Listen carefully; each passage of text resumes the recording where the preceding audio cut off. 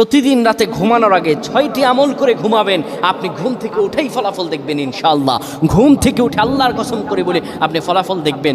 ঘুমাবেন আপনি গুনার বোঝা নিয়ে, ঘুম থেকে উঠে আপনি নিষ্পাপ হয়ে যাবেন ইনশাআল্লাহ, কোনো গুনাহ থাকবে না। যদি প্রতিদিন আপনি ঘুমানোর সময় এই 6টি আমল করে যেতে পারেন, 3বার করে করবেন। 1 নম্বরে যে আমলটি করবেন, কালিমা পড়ে ঘুমাবেন। 2 নম্বরে দুরূদ শরীফ পড়ে ঘুমালে মৃত্যুর পর দুরূদ শরীফ হবে তার জন্য সুপারিশকারী। দুরূদ শরীফ পড়ে ঘুমাবেন, দুরূদ শরীফ পড়বেন।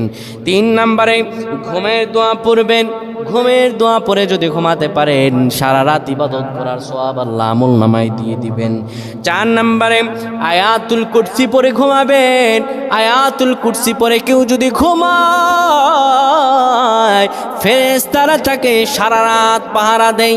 ফেরেশতারা তাকে সারা রাত পাহারা দেয়। আয়াতুল কুরসি পড়ে ঘুমাবেন।